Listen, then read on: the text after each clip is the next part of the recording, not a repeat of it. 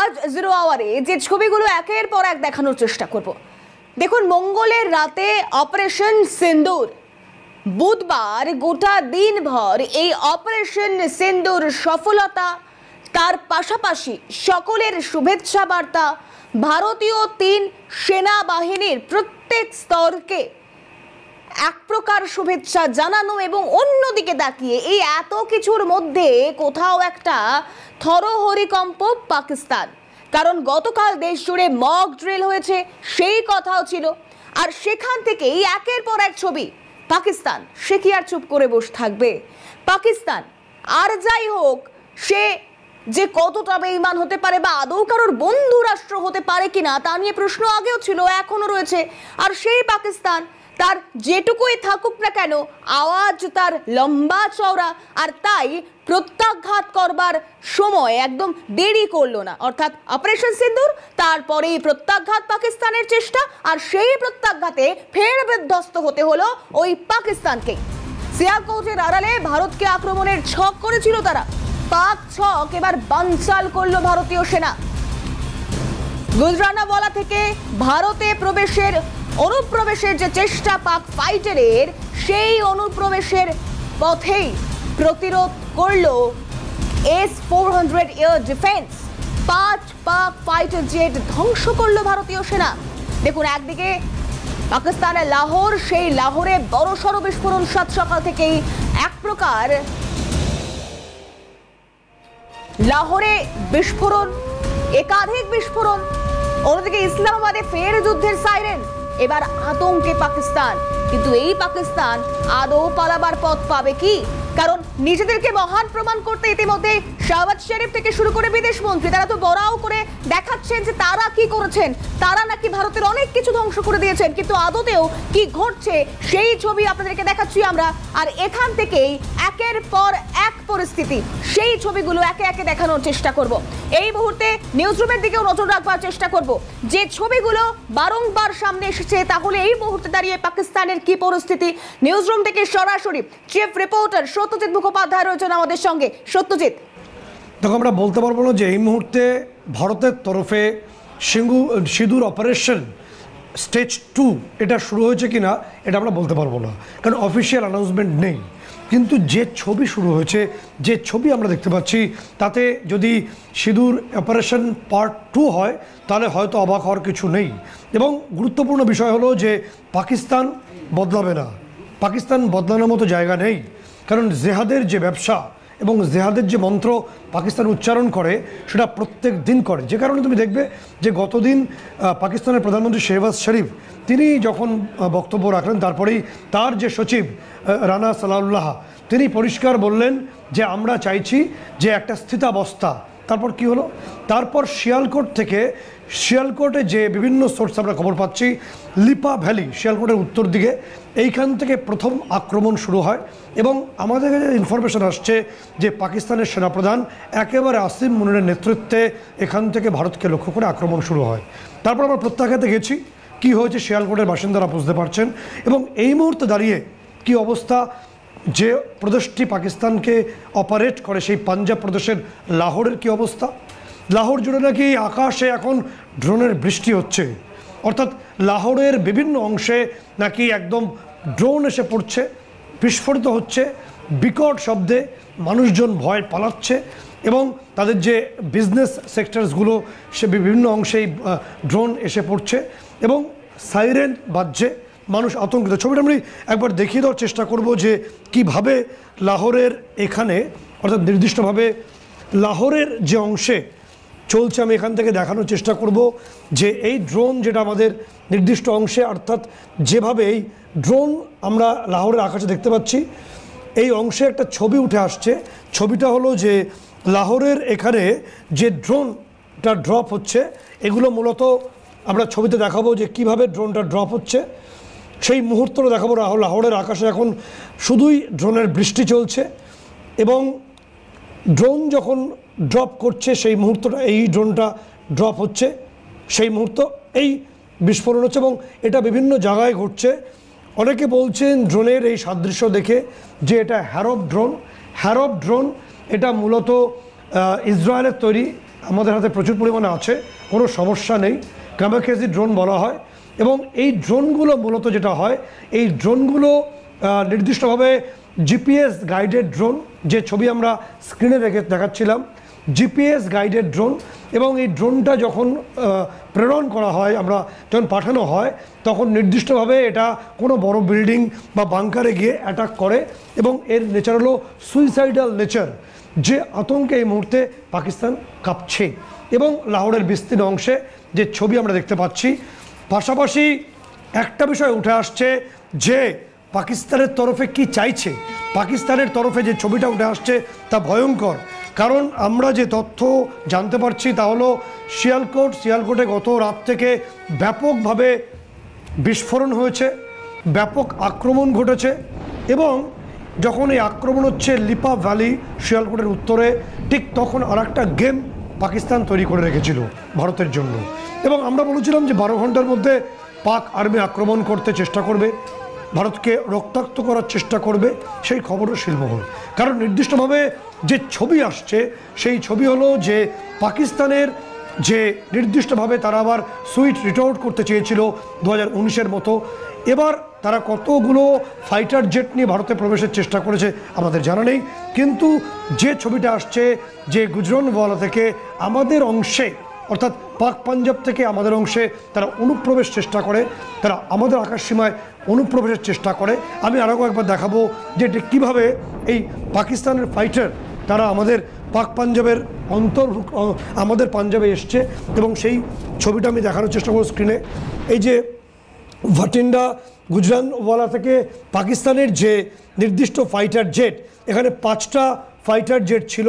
এই 5টি fighter jet এটা ভারতে অনুপ্রবেশের চেষ্টা করে। এবং আমি নির্দিষ্ট করে বলবো, এখানে যে তথ্য আমাদের কাছে আসছে যে আমাদের এই অংশে অমৃতসরে আমাদের যে S-400 এয়ার ডিফেন্স এবং S-125 পেচোরা, এগুলো আমাদের অ্যাক্টিভ থাকে সবসময়ের জন্য।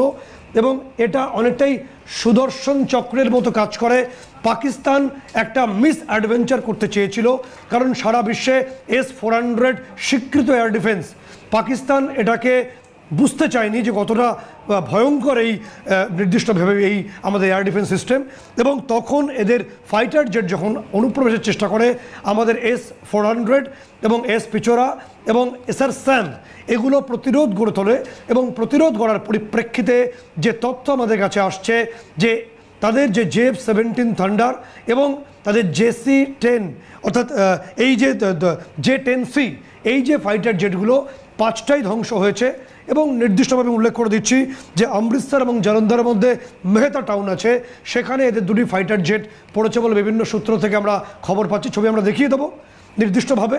এবং সেখান থেকে 2জন পাইলটের নাকি পাক পাইলটের সম্ভবত তারা বেঁচে নেই।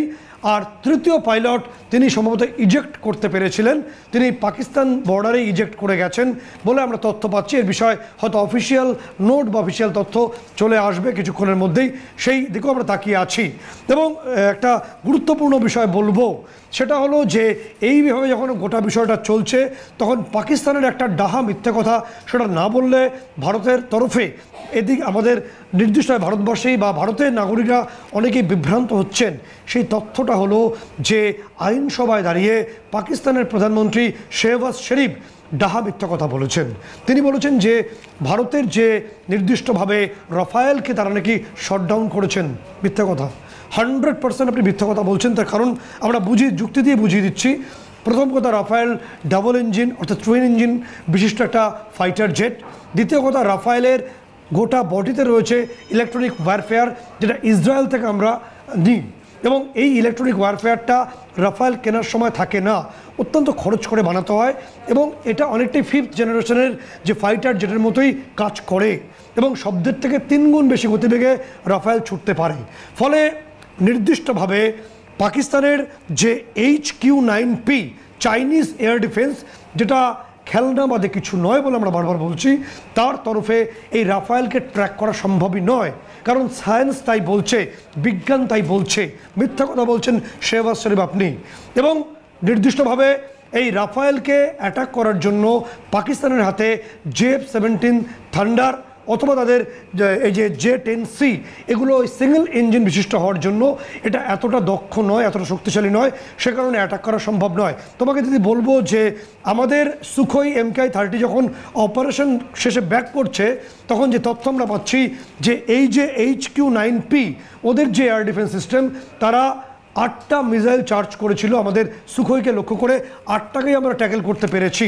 সুখোই এখনও পর্যন্ত এই রিজিয়নের গেম চেঞ্জার, রাফাল তো অনেক ওপরের দিকের, এবং সেই ছবিটা আমরা দেখানোর চেষ্টা করব যে কিভাবে গোটা বিষয়টা ঘটেছে।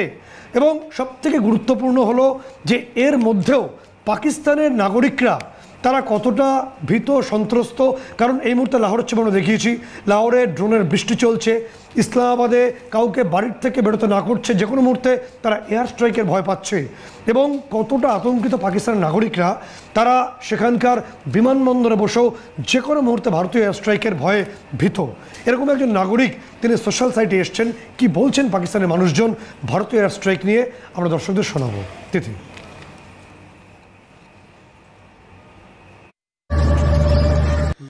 इसलिए रात को जब 1:30 बजे इन्होंने फ़ोन किया कि हमारे यहाँ गोला पड़ा है, तो हमें ये सब कुछ जल गया है, ख़त्म हो गया और ज़ख्मी हैं।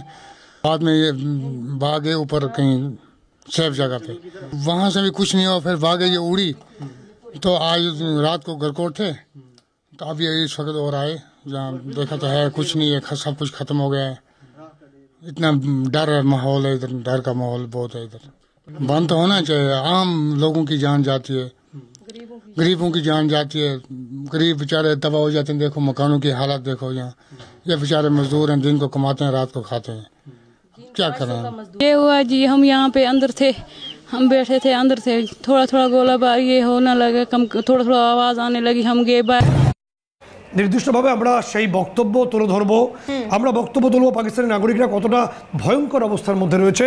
আমি এখানে খুব শর্টলি একটা বিষয় বলবো যে ভারতের তরফে অনেকে আশঙ্কা করছেন যে পাকিস্তানের ফাইটার জেট তারা যদি আক্রমণ করে বা কোনো মিসাইল শাহিন বা তাদের বাবার যদি আক্রমণ আমাদের উপর নিক্ষেপ করা হয় কি হবে।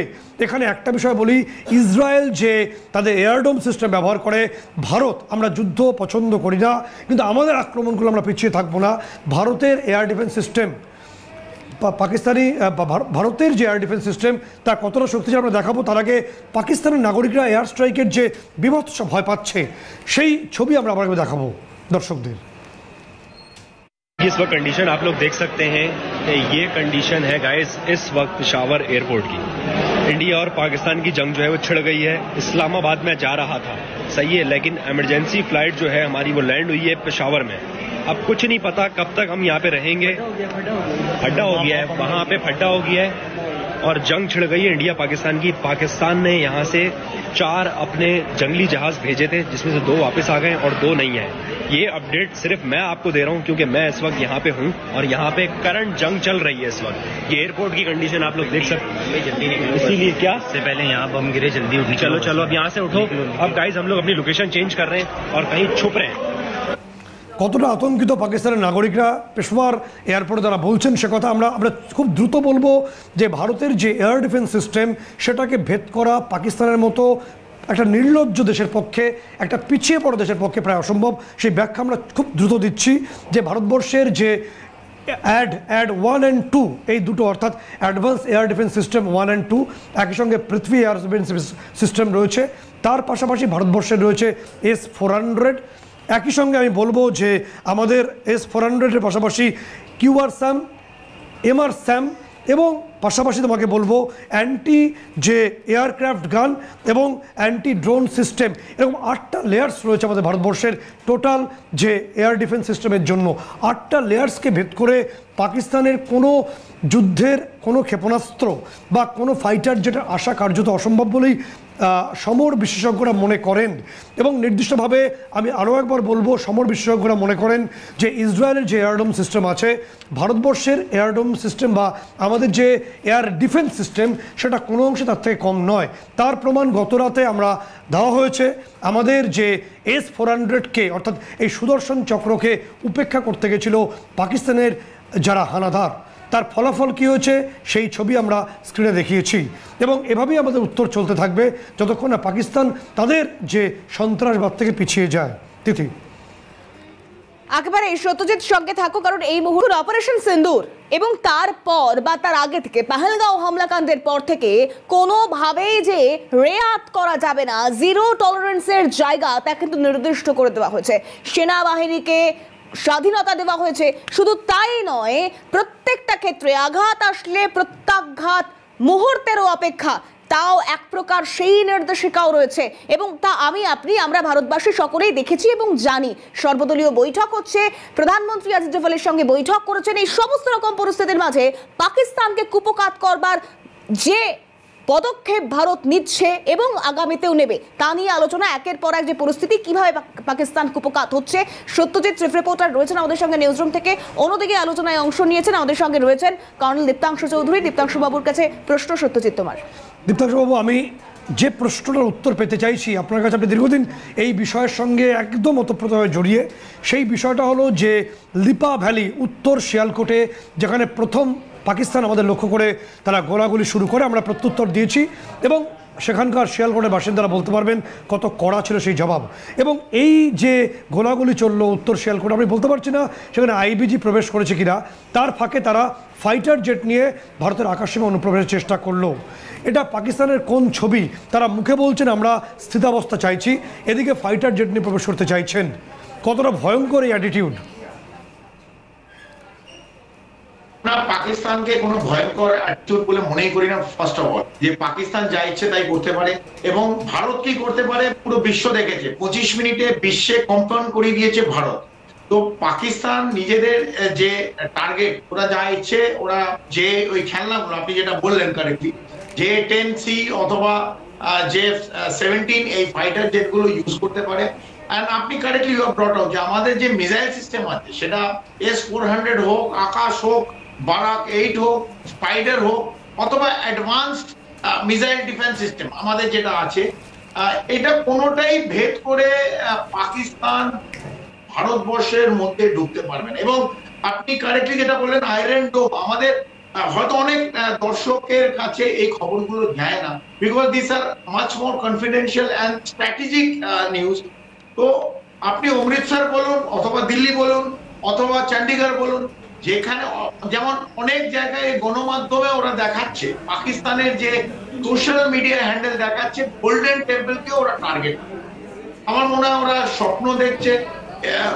আমি আগে বলতাম যে ইউনিস কি হাসিন সামনে, মুঙ্গারিলাল কি হাসিন সামনে, এখন শাহবাজ শরীফ কি হাসিন সামনে, তো মুনির কি হাসিন সামনে। জীবনে এই সব এরিয়া যেটা স্ট্র্যাটেজিক টার্গেট আমরা জানি ওরা কি করতে পারে, সেখান দিয়ে ওরা আমাদের যে এয়ার ডিফেন্স সেটা ভেদ করে ঢুকতে পারে। We have taken Pakistan by surprise. আমরা 100 কিলোমিটার ঢুকে পাকিস্তানকে মেরে আবার বেরিয়েছি এবং তাদের রাডার অথবা যে হেডকোয়ার্টার নাই যে এয়ার ডিফেন্স সিস্টেম, তিনে এয়ার ডিফেন্স সিস্টেম চাইনিজ। একদমই যে বিষয়টা আপনার কাছে আসবো, গুরুত্বপূর্ণ বিষয়, সেটা হলো যখন আমরা এই আলোচনা করছি তখন লাহোরের আকাশে ড্রোন বৃষ্টি হচ্ছে বলে একটা বড় অংশ এবং বিভিন্ন আন্তর্জাতিক সংবাদ সংস্থা তারা ছবিও পাঠাচ্ছে। এবং এটা সম্ভবত হ্যারপ ড্রোন, ইসরায়েলের কামাকাজি ড্রোনের যে অংশ, একটা জয়েন্টলি তৈরি করা হয় হ্যারপ ড্রোন। ফলে দীপ্তাংশুবাবু সম্ভবত সঙ্গে বিচ্ছিন্ন হয়েছে আমাদের লিঙ্ক হয়তো। তো আমরা যে আলোচনায় রয়েছি নির্দিষ্টভাবে যে হ্যারপ ড্রোনের যে বৃষ্টি লাহোরের আকাশে, লাহোরের প্রত্যেকটি অংশ আমরা সেই ছবি দেখানোর চেষ্টা করব স্ক্রিনে। এবং এই ড্রোন 7 সকালে লাহোরের যে নির্দিষ্টভাবে যে বিমানবন্দর রয়েছে সেই বিমানবন্দর সংলগ্ন অংশে এবং তাদের যে বিজনেস ডিস্ট্রিক্ট এরিয়াতে ব্যাপকভাবে ড্রোন নিক্ষেপ হয়েছে, ফলে আতঙ্ক ছড়িয়ে পড়েছে। এবং দীপ্তাংশুবাবুর কাছে আমি যে প্রশ্ন রাখার চেষ্টা করব যে আমাদের অ্যাটাক করার চেষ্টা করেছিল পাকিস্তানের ফাইটার জেট, জবাব পেয়ে গেছে। এবং আমরা ছবিতে দেখানোর চেষ্টা করব, স্ক্রিনে রাখার চেষ্টা করব যে শেহবাজ শরীফ মিথ্যা কথা বলছেন, কারণ আমাদের তরফে রাফায়েল যে স্ক্যালপ চার্জ করেছিল বা মেটেরিয়াল চার্জ করেছিল তার পরিপ্রেক্ষিতে F-16-এর যিনি ফাইটারের যে পাইলট ছিলেন তিনি ওদের পাকিস্তানের ক্ষেতে গড়াগড়ি খাচ্ছেন। সেই ছবি আমরা দেখিয়ে দেবো স্ক্রিনে। পাকিস্তানের ফাইটার জেটের পাইলট তিনি সেখানকার মাটিতে গড়াগড়ি খাচ্ছেন। দীপ্তাংশুবাবু, লাহোরের আকাশে হ্যারপ ড্রোনের বৃষ্টি চলছে এবং ইসলামাবাদে কার্যত যুদ্ধের সাইরেন সবসময়। কতটা আতঙ্ক ছড়িয়েছে এবং পাক সেনাবাহিনী তারা কতটা সেটব্যাক সিচুয়েশনে আছে বলে আপনার এই মুহূর্তে মনে হচ্ছে? দেখুন এই হ্যারপ যেটা আপনি correctly ব্রট out Israeli drone system, আমরা গতকাল কামাকাজি ড্রোন ইউজ করেছি যেটাকে সুইসাইড ড্রোন বলে অথবা লয়টারিং মিউনিশন বলে। মানে এটা ঘুরতে ঘুরতে ঘুরতে ঘুরতে যায় এবং টার্গেট দেখে সেটা ওইখানে নিজেরাই বিস্ফোট হয় এবং কমপ্লিট এরিয়া টার্গেট যেখানে যায় ওগুলো। আপনি ঠিক বলেছেন, আজকে লাহোরে বিভিন্ন জায়গায় এই ড্রোন দেখা গেছে, হ্যারপ ড্রোন দেখা গেছে। তো টেকনোলজিক্যালি আমি যেটা বলতে চাই, আমাদের কাছে আরো অনেক এয়ার পাওয়ার এবং ফায়ার পাওয়ার আছে।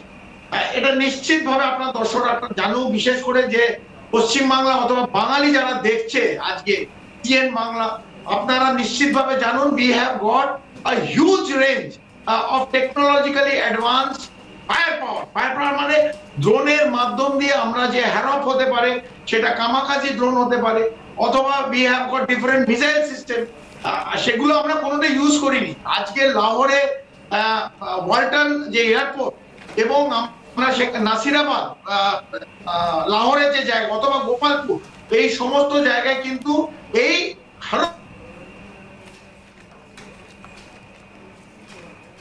কোনো কারণে বোধহয় সংযোগ বিচ্ছিন্ন হচ্ছে বা কোনো টেকনিক্যাল কোনো ডিস্টারবেন্স তৈরি হচ্ছে, যে বিষয়টা দীপ্তাংশুভাবে আবার আসবো। আমরা বারংবার বলেছি, এই নিউজ আওয়ার থেকে বলেছি, জিরো আওয়ার থেকে বলেছি যে আমাদের চিকেন নেকে নির্দিষ্টভাবে আমাদের শিলিগুড়িতে দীপ্তাংশুবাবু আপনার যে তথ্য আপনাকে জানতে চাইবো, আপনি মনে করতে পারবেন যে এই জিরো আওয়ারের প্রোগ্রামে আপনার সঙ্গে আমরা আলোচনায় ছিলাম, তখন উঠে এসেছিল যে আমাদের শিলিগুড়িতে S-400 ইনস্টল করা আছে। বাংলাদেশের লুঙ্গি বাহিনী তারা ভেবেছিল যে S-400 বোধহয় একটা করে খেলনা হবে। আজকে তাদের পিতৃস্থানীয় পাকিস্তান বুঝতে পারছে S-400 কতটা শক্তিশালী। দীপ্তাংশুবাবু,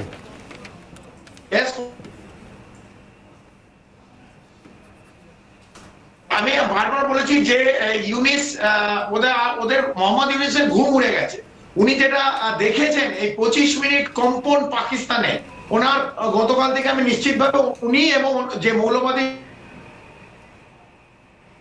সংগঠনগুলো আছে সেগুলো আবার ওই ইঁদুরের গর্তে মনে আবার ঢুকে গেছে, ওরা বেরোতে এই সময় আর পারবে না।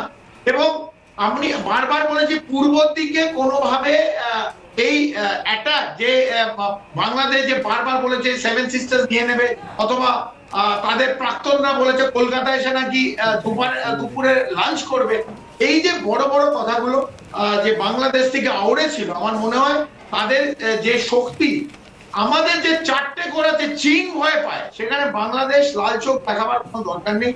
পাকিস্তান বুঝে গেছে যে ভারত কি করতে পারে।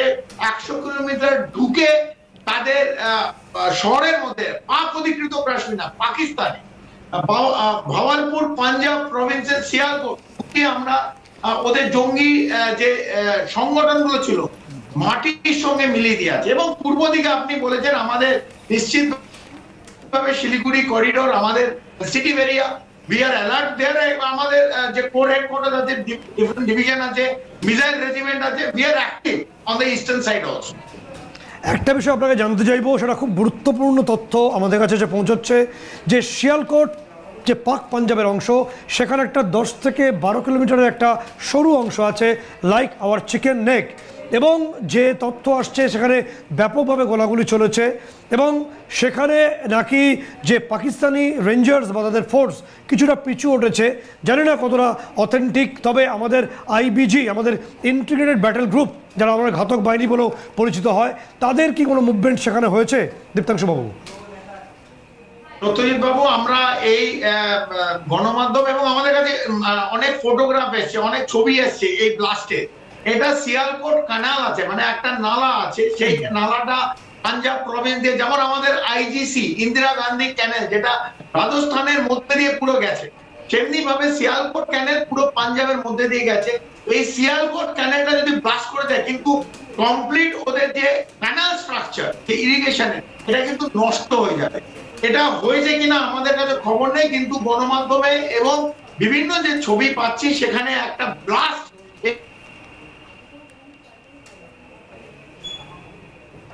নির্দিষ্টভাবে ছবিটা আসছে। যে এখানে যারা দীপ্তাংশুবাবু বলছিলেন যে এখানে পাক পাঞ্জাবের অন্তর্গত শিয়ালকোট, যার উত্তর দিকে লিপা ভ্যালি, সেখানে প্রথম গোলাগুলি শুরু হয় এবং পাকিস্তানের তরফে প্রথম আমাদেরকে আঘাত করার চেষ্টা করা হয়। আমরা প্রত্যাঘাত করি, কোয়াইট ন্যাচারালি এটা করবো। বারে বারেই করব এবং সেই জায়গায় যে প্রত্যাঘাত হয় তার পরিপ্রেক্ষিতে সেখানকার যে অংশ আছে যেটা শেখার গ্যালভার্স বলা হয় এবং নারওয়াল সংলগ্ন যে ট্যানেলটা আছে সেটাকে নাকি উড়িয়ে দেওয়া হয়েছে, যেটা দীপ্তাংশবাবু বলছিলেন। আপনি আমাদের সঙ্গে আবার আছেন, প্লিজ বলছিলেন কি বলছিলেন সেই তথ্য আমরা জানতে চাইছি দীপ্তাংশবাবু। আমি যেটা বললাম, যেটা আমাদের ইন্দিরা গান্ধী ট্যানেল নেটওয়ার্ক রাজস্থানের, একইভাবে পাঞ্জাব হচ্ছে পাকিস্তানের হৃৎপিণ্ড, হার্ট, ওরা সমস্ত কিছু কন্ট্রোল এবং সেই জায়গা থেকে যে সিয়ালকোট ক্যানাল এটা কিন্তু পুরো জল সরবরাহ করে ইরিগেশন।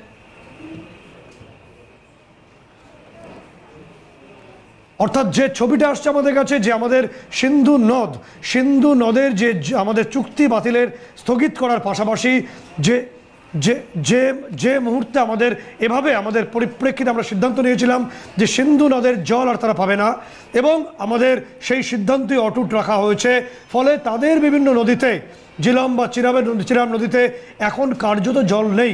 এবং পাকিস্তানের তরফে যে ছবি, কারণ প্রাথমিকভাবে গত রাতে যে আক্রমণের চেষ্টা আমাদের হয়েছিল তার আগে পাকিস্তানের তরফে 8টি জায়গাকে টার্গেট করা হয়েছিল ভারতবর্ষের, তার মধ্যে বাগলিয়ার বাঁধ রয়েছে। যেই বাগলিয়ার বাঁধকে যদি উড়িয়ে দেওয়া যায় তাহলে ভারতের অনেকটাই ক্ষতি হবে, সেই টার্গেট একদম স্থির করা হয়েছিল পাকিস্তান এয়ারফোর্সের তরফ থেকে। দীপ্তাংশবাবু আপনি শুনতে পাচ্ছেন? একদম শুনতে পাচ্ছি, একদম ভারতের বাগলিয়ার ড্যাম, এই ড্যাম অথবা আপনি যতগুলো আমাদের আছে ঝেলামের ওপর যত ড্যাম আছে, আমি বলছি স্বপ্ন দেখতে পারি এই প্রত্যেকটা ড্যামে কিন্তু আমাদের এয়ার ডিফেন্স সিস্টেম আছে। যেমন ফারাক্কা বারাজে আমাদের এয়ার ডিফেন্স সিস্টেম আছে, আমাদের দমদম এয়ারপোর্টে এয়ার ডিফেন্স সিস্টেম আছে, হাওড়া ব্রিজের উপর air defence system. Any strategic asset যেটা ভারতে আছে, this are all covered by air defence system. কেউ যে ইচ্ছে এসে কোনো আমাদের স্ট্র্যাটেজিক, এগুলো প্রত্যেকটা আমাদের স্ট্র্যাটেজিক অ্যাসেট, এটাকে উড়িয়ে দেবে, ভেঙে দেবে, সম্ভব নয়। This are not feasible. এক, দ্বিতীয়ত এখন পাকিস্তান নিজেদের চামড়া বাঁচাবার জন্য, আমি আবার বলছি আপনার চ্যানেলের মাধ্যম দিয়ে, ওরা কিন্তু একটা নাশকতার বড় নাশকতার চক্কর নিজেদের ভূমি থেকে নয় বাংলাদেশ থেকে করবে, যাতে শিফটিং অফ ব্লেম, লড়াই সামনের থেকে করবে না। কনভেনশনাল ওয়ারফেয়ারের মধ্যে আমার মনে হয় যাবে না, লাইন অফ কন্ট্রোলে যেরকম গোলাগুলি হচ্ছে এইটা করবে, কিন্তু অ্যাটাক করে দেবে নাশকতার ছক এই বড় কোন শহরে এবং করবে পূর্ব দিক থেকে বাংলাদেশের জমি।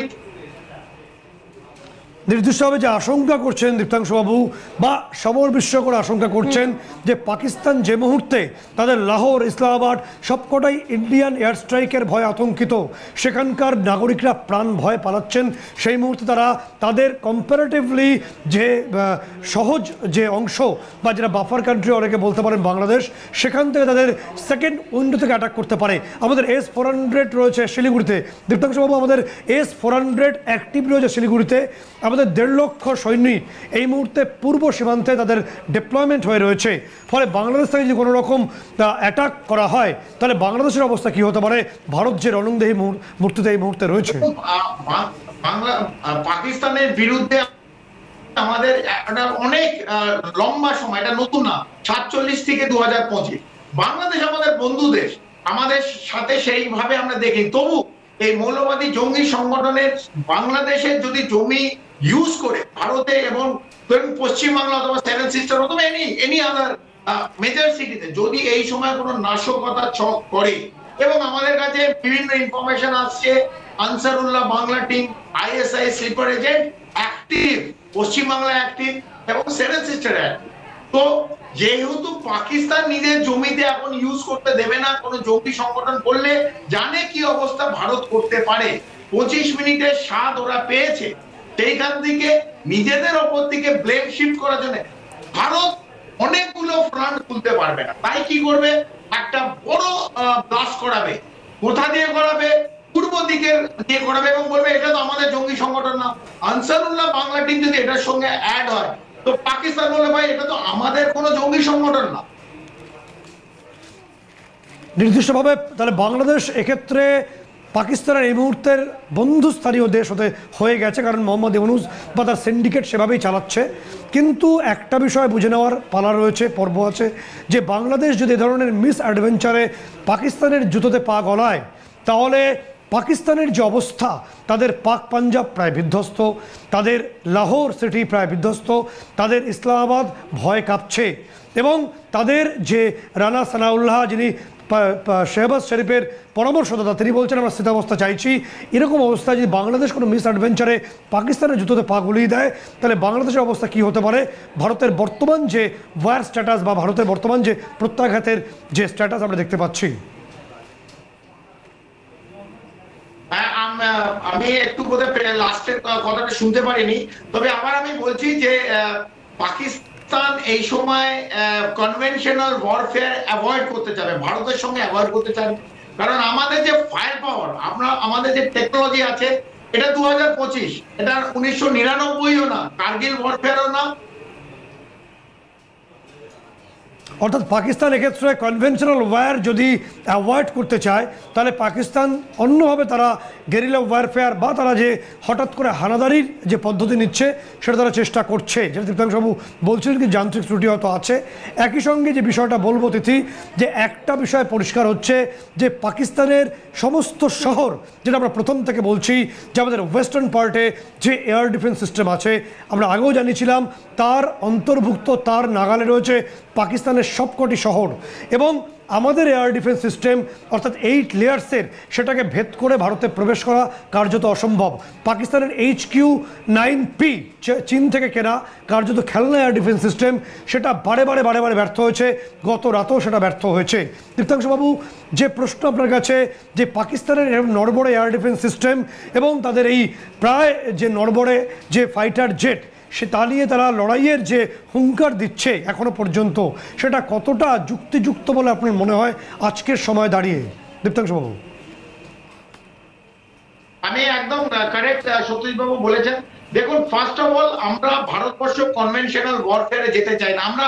এটা তো লড়াই না, এটা তো আমরা একটা টেরার টার্গেট ওড়াবার জন্য আমরা টেরার টার্গেট, অনলি যে 9টা টার্গেট, প্রত্যেকটা জঙ্গি সংগঠন এবং ওদের হেডকোয়ার্টার অথবা লঞ্চ প্যাড যেখানে জঙ্গিদের ট্রেনিং চলে। কনভেনশনাল ওয়ারফেয়ার হলে আমরা কেন চাইবো ভারতবর্ষের, যখন আমরা লাইন অফ কন্ট্রোল অথবা আইভি ক্রস করব, আমরা জানি যে আমরা কোথায় যাচ্ছি। অনেক সৈনিক যারা লড়াই করেছে তারা কোনোদিন লড়াই চায় না, তবু যদি দরকার হয় লড়াই নিশ্চিতভাবে আমরা রেডি।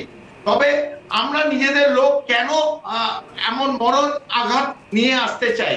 আমাদের কাছে অ্যাডভান্স টেকনোলজিক্যাল ওয়েপন আছে, ড্রোন আছে, মিসাইল সিস্টেম আছে, যেটা আমরা লাইন অফ কন্ট্রোল আইপির এইখান থেকে ওদের যেসব শহর আছে, ওদের যেসব স্ট্র্যাটেজিক অ্যাসেট আছে, সেগুলোকে আমরা শেষ করে দিতে পারি। তো আমাদের নট নেসেসারিলি যে প্ল্যানিং। একটা ছবি, যে তথ্য দীপ্তাংশবাবু বলছিলেন একদমই সঠিক তথ্য, যে কিভাবে আমাদের এয়ার ডিফেন্স সিস্টেম আমরা রেডি রেখেছি। পাকিস্তানের তরফে কোনো মিস অ্যাডভেঞ্চার হলে তার যোগ্য উত্তর, কারণ অমৃতসরে তাদের ফাইটার জেট কুপোকা রাস্তায় পড়ে গড়াগড়ি খাচ্ছেন তাদের পাইলটরা। এর মধ্যে একটা ছবি আমি দেখানোর চেষ্টা করব, যে জৈশ-ই মোহাম্মদ, তাহলে ভারতের লক্ষ্য কি জৈশ-ই মোহাম্মদ সুপ্রিম মাসুদ আজহার বা লস্কর তৈয়বার হাফিজ সঈদ? কারণ যে ছবি আমাদের কাছে আসছে, যে গতকালই আমরা যে তথ্য প্রথম ব্রেক করেছিলাম, জৈশ-ই মোহাম্মদের যে মাস্টার মাইন্ড মাসুদ আজহারের পরিবারের 13 জন সদস্যের দেহ, সেই দেহ কি দেখা যাচ্ছে ছবিতে? পাকিস্তানের জাতীয় পতাকা দিয়ে মুড়ে রাখা রয়েছে। এই দেশটি যে রাষ্ট্রীয়ভাবে, পাকিস্তান যে রাষ্ট্রীয়ভাবে তারা সন্ত্রাসবাদের সমর্থক, তাহলে এই ছবি সেই প্রমাণ। এটা আমাদের বক্তব্য নয়, এটা আন্তর্জাতিক বিভিন্ন সংবাদ মাধ্যমের ছবি। পাকিস্তান রাষ্ট্রীয়ভাবে সন্ত্রাসবাদকে সমর্থন করে, সেই ছবি। এবং একই সঙ্গে যে পরিস্থিতি উঠে আসছে, যে ছবি উঠে আসছে, যে সন্ত্রাসবাদ থেকে যতক্ষণ না পর্যন্ত পাকিস্তান পেছোবে, তারা ব্যাকওয়ার্ড করবে, ততক্ষণ পর্যন্ত ভারতের তরফে এই যে নতুন ভারতের রণংদেহী মূর্তি, তা বজায় থাকবে, তা অটুট থাকবে। এটা সিঁদুর স্টেজ 2 কিনা আমরা বলতে পারবো না, কিন্তু আমাদের লড়াই অব্যাহত আছে। একেবারে সত্যজিৎ, এবং এখান থেকেই পরবর্তী প্রত্যেকটা পদক্ষেপের দিকে তো আমাদের নজর থাকবে, এবং গোটা ভারতবাসী তাকিয়ে রয়েছে, কারণ আরও জোরালো পদক্ষেপ চেয়েছে বাংলায়। পেহেলগাঁও কাণ্ডের নিহতদের পরিবারও, এবং সেক্ষেত্রে দাঁড়িয়ে ভারতের পরবর্তী পদক্ষেপ কি হয় সেদিকে নজর থাকবে। আমি দীপ্তাংশু বাবুকে অনেক ধন্যবাদ জানাবো এতটা গুরুত্বপূর্ণ সময় দেওয়ার জন্য। ধন্যবাদ জানাবো সত্যজিৎ তোমাকেও। চিফ রিপোর্টার সত্যজিৎ মুখোপাধ্যায় ছিলেন নিউজরুম থেকে সরাসরি। আর অন্যদিকে সর্বদলীয় বৈঠক চলছে, তারই পাশাপাশি সর্বদলীয় বৈঠকের আগে প্রধানমন্ত্রী নরেন্দ্র মোদী এবং অজিত ডোভাল বৈঠক সেরেছেন। এলওসি থেকে সকল সাধারণ নাগরিকদের সরিয়ে দেওয়ার কথা বলা হচ্ছে। সদা সতর্ক ভারত, কোন পথে হাঁটবে, এরপর প্রত্যাঘাত হানবে ঠিক কিভাবে, সেটাও সময়ের অপেক্ষা। আপনাদের নজর থাকুক ক্যালকাটা নিউজে।